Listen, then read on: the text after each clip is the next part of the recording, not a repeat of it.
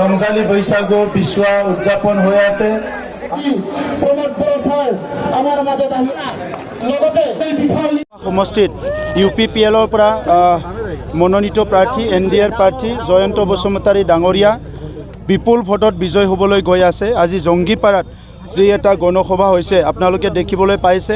ইয়াত সকলো জনগোষ্ঠী ওলাই আহিছে, স্বতঃস্ফূৰ্তভাৱে ওলাই আহিছে আৰু এইটোৱে প্ৰমাণ যে এইবাৰ আমাৰ প্ৰাৰ্থী বহুত ভোটত জয় হ'বলৈ গৈ আছে। ইয়াৰ মূল কাৰণটো হৈছে বিটিআৰ অঞ্চলৰ শান্তি আহিছে, চবে নিৰাপত্তা পাইছে, উন্নয়ন হ'বলৈ আৰম্ভ কৰিছে আৰু সকলো জাতি জনগোষ্ঠীয়ে আত্মসন্মান লৈ জীয়াই থাকিব পৰা এটা নতুন পৰিৱেশ আহিছে। ইয়াৰ কাৰণে বিটিআৰবাসী ৰাইজে এই শান্তি যে আমাক আনি দিলে, নিৰাপত্তা দি আমাক আনি দিলে, সকলো পৰিৱেশ যে ভাল কৰি দিলে, ইয়াৰ কাৰণে প্ৰধানমন্ত্ৰী ডাঙৰীয়াক কৃতজ্ঞতা দিয়াৰ কাৰণে, অসমৰ মুখ্যমন্ত্ৰী ডাঙৰীয়াক কৃতজ্ঞতা দিয়াৰ কাৰণে আৰু বিটিআৰ অঞ্চলত UPPL BJPL চৰকাৰৰ যি 3 বছৰৰ শান্তি সম্প্ৰীতি উন্নয়নৰ কাম কৰিছে, ইয়াৰ কাৰণে আজি ৰাইজে সকলো ওলাই আহিছে। মই ৰাইজক শ্ৰদ্ধা আৰু ধন্যবাদ জনাইছোঁ। পৰিৱৰ্তন আমাক লাগে। আগৰ দুৰ্নীতি, ভ্ৰষ্টাচাৰ, দাদাগিৰি, ভয়, শংকা যিটো আমাৰ আছিলে, এইটো দূৰ কৰাত আমি আজি সফল হৈছোঁ।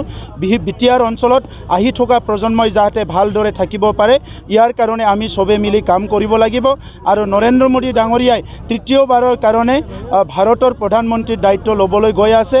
যি প্ৰধানমন্ত্ৰীজনে আমাক মৰম দিছে, যি প্ৰধানমন্ত্ৰীজনে আমাৰ উন্নয়ন কথা চিন্তা কৰিছে, যি প্ৰধানমন্ত্ৰীজনে ভাৰতবৰ্ষখন বিশ্বৰ ভিতৰত বিকশিত দেশ গঢ়াৰ কাৰণে চিন্তা কৰিছে, এই প্ৰধানমন্ত্ৰীজনক আমি সকলো তৃতীয়বাৰৰ কাৰণে তেখেতক ভোট দি আমি জয়যুক্ত কৰাবলৈ গৈ আছোঁ। এইখন ফিল্ডতে হাগ্ৰামা মহিলাৰে আহি এটা কথা কৈছে যে ওদালগুৰিত তেখেতে UPPLে BJPক ভোট দিয়া নাই আৰু সেইকাৰণে কোকৰাঝাৰৰ আপোনালোকৰ BJPখিনিয়ে আপোনালোকক হাগ্ৰামা মহিলাৰীয়ে এনেকুৱা উল্টা পুল্টা কথা ক'বলৈ বহুত জানে।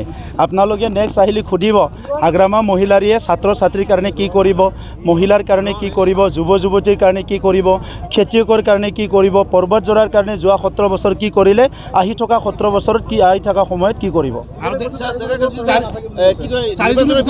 নিৰ্বাচনৰ পিছত ৰাজনৈতিক পৰিৱৰ্তন হ'ব বুলি হাগ্ৰামা কোৱা মতে কিবা কাম হয় নেকি? আৰু আপোনালোকে বিচাৰে নেকি হওক বুলি? বিটিআৰত পুনৰ অশান্তি হওক বুলি আপোনালোকে বিচাৰে? হত্যা হিংসা হওক বুলি বিচাৰে? মাটি বাৰীৰ সমস্যা হওক বুলি বিচাৰে? কোনোতো নিবিচাৰে। গতিকে আজি এই সমস্যাবিলাক আমি সমাধান কৰি আছোঁ। দেখা গৈছে যে চালবাৰীত APMC সভাপতি টাইচন হুছেইনে আপোনাৰ বিৰুদ্ধে এটা অভিযোগ উত্থাপন কৰিছে, প্ৰমোদ বড়ো চৰকাৰে আচলতে অনাবড়ো মানুহৰ ভূমিৰ অধিকাৰ খৰ্ব কৰিছে বুলি। কৰিছে নেকি? মই 1,20,000 পৰিয়ালক ভূমিৰ অধিকাৰ কোনে দিলে? হাগ্ৰামাই দিলে নে আমি দিলোঁ? সোধক তেখেতক। আজি এই 3 বছৰত কাৰোবাৰ ঘৰ জ্বলিছে? 2012ত কাৰ চৰকাৰ আছিল? 2008ত কাৰ চৰকাৰ আছিল? 2014ত কাৰ চৰকাৰ আছিল? আপোনালোকে সোধকচোন সেই নেতাবিলাকক। কলা চশমা পিন্ধি আছে। এইকাৰণে মই কৈছোঁ হাগ্ৰামা মহিলাৰীৰ আৰু মানুহ নাই, কোনো তাক মৰম সন্মান নকৰে। 17 বছৰে যিমান দিব লাগে দিলে, ইয়াৰ বিনিময়ে ৰাইজক একো দিব নোৱাৰিলে। গতিকে আজি কেনেকৈ ৰাইজে তেখেতক মৰম দিব? আজি UPPLক 3 লাখৰ ব্যৱধানত জয়যুক্ত হৈ আছে আৰু ইয়াৰ উদাহৰণ আজি জংগীপাৰাত আপোনালোকে দেখিবলৈ পাইছে। Thank you. ঠিক আছে, নেক্সট নিৰ্বাচনত নাঙলৰ ছবি আৰু দেখাবলৈ নাপাব।